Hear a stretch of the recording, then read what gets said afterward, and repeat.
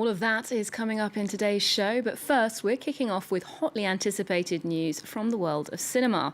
The Cannes Film Festival has just announced this year's official selection, including the features competing for the top prize, the Golden Palme.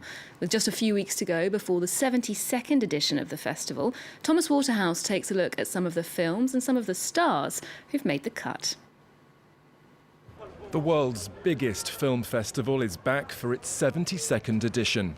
As they unveiled the official selection on Thursday, organisers gave us an idea of just how colourful the 2019 event will be. You'll be seeing women directors, debut films, Americans, zombies, genetic engineering, painters, singers, police officers, parasites, violent mafia thugs, honest judges, some unemployed people and some migrants. Chardonnay. Did you just say Chardonnay? The curtain raiser on May the 14th will be Jim Jarmusch's The Dead Don't Die, a comedy horror with an all-star cast. Pedro Almodovar will be back with his latest work, the semi-autobiographical Pain and Glory. That will be vying alongside 17 other films for the coveted Palme d'Or. Also in the running will be Ken Loach's Sorry We Missed You, Terrence Malick's A Hidden Life, and The Wild Goose Lake by Diao Yinan. Lighting up the silver screen in the out-of-competition category will be Dexter Fletcher's Elton John biopic Rocket Man and Claude Lelouch's Les plus belles années d'une vie. Céline Sciamma and Jessica Hausner are among the 13 female directors that feature on the lineup. And just before we wrap, Alain Delon will join the ranks of Woody Allen and Jeanne Moreau in being awarded an honorary Palme d'Or at this year's celebration of the seventh art. Next, one building here in France has captured front pages around the world due to a devastating fire which broke out this week. Notre Dame Cathedral is not only an important place of worship and an architectural gem, it's also a much-loved cultural icon.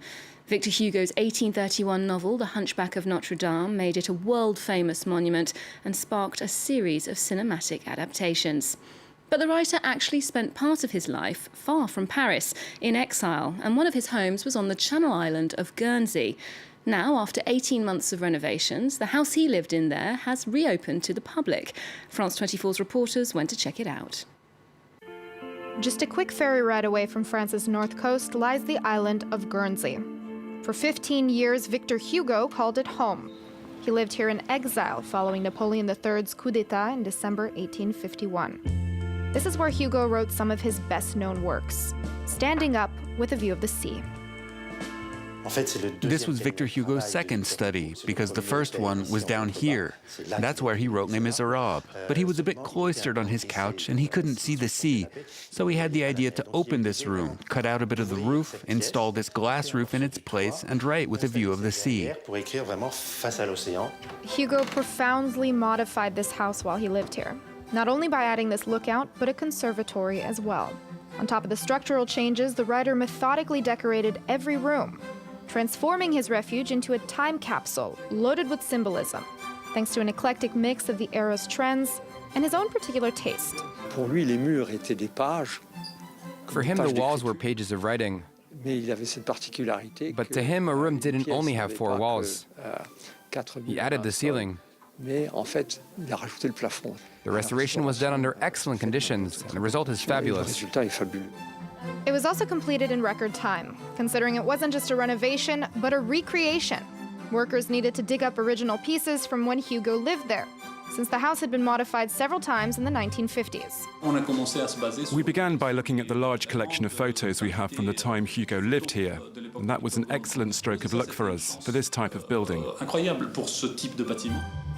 Over 15 years, Victor Hugo dedicated himself to decorating the place, bargain hunting for furniture and objects, transforming them, and even trying his hand at engraving.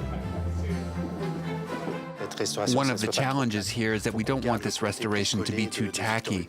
We want to keep Victor Hugo's DIY feel, the vibrancy, but make it relevant over time. He was a decorator, but a poet first, so it shouldn't be too perfect. Victor Hugo's final poem can be visited But to keep it in mint condition for the years to come, the foundation has capped the number of visitors at 20,000 per season. Here in Paris, a new exhibition is transporting visitors to a city on the eastern shores of the Mediterranean. This is Beirut is showing at the Institute of Islamic Cultures, and it features the work of over a dozen photographers, offering a contemporary glimpse of the Middle Eastern city that's captured imaginations across the world for centuries. George Yazbek, David Gilberg and Claire Rush have this report. Amateur bodybuilders tanning on the beach, and clubbers dancing through the night.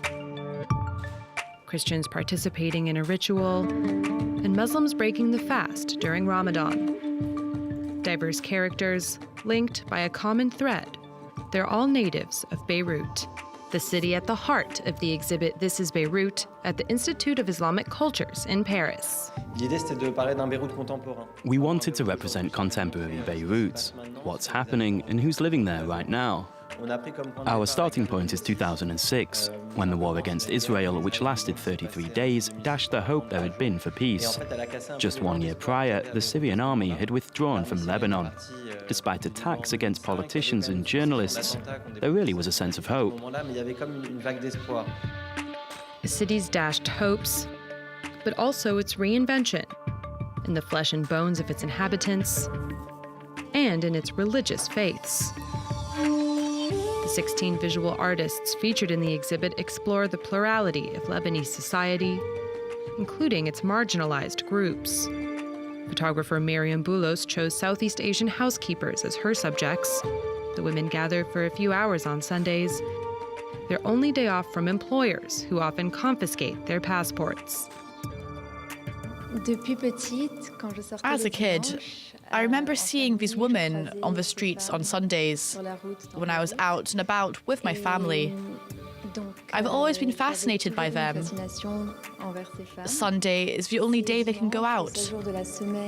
It's the only day they can freely express their femininity. It's like a brief burst of life that reminds us of our common humanity. Another marginalized group in Beirut, the LGBT community. Artist Mohamed Abdouni has been documenting the city's lesbian, gay, bisexual, and trans community for years. For his series Doris and Andrea, he lived with a mother and her transgender son for 3 weeks in one of Beirut's trendiest neighborhoods. This unconditional love that this mother has for her son, regardless of his sexual orientation, regardless of his choices, regardless of everything. There was just love, and that is something that unfortunately within Arab families seems to come second to values. The exhibit explores Beirut in all its complexity, a city full of contrasts and bustling with life. Paris's Philharmonic Concert Hall has relocated in recent years with a new futuristic design, and changes to the exterior of the building also reflect what's going on inside. It might be associated with classical music, but the Philharmonic's now hosting an exhibition on electronica, educating visitors on groups from Kraftwerk to Daft Punk. Our reporters went to take a look. It looks and sounds just like a rave. Inside, a trip into the past, present, and future of electronic music.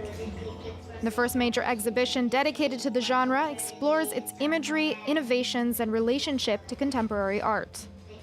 The immersive experience showcases the work of some of the genre's pillars, including Kraftwerk and Daft Punk. We tried to take a look at electronic music by exploring its major themes: interest in machines, the future, the old fascination with year 2000, the way in which electronic music embodies the future, often as it relates to science fiction, and the innovation of electronic instruments like early and modern synthesizers. The exhibition immerses visitors into electronic music's little-known history, from the first inklings in the 1940s to the technological explosion of the 60s, and finally the pinnacle of rave culture in the 90s. Techno has often toyed with the vision of a dystopic future, but has also very much been anchored in the present. In his imaginary studio set up in the center of the exhibition, Jean-Michel Jarre, a musician and compulsive collector of synthesizers, speaks of a future where man and machine become one. This virtual studio transports you through an avatar and VR goggles to a virtual universe where you can work remotely with a musician. And this musician can also join me in this virtual space, which can serve as a space for creation and performance at the same time. Technology allows us to reinvent our daily lives, to reinvent the future.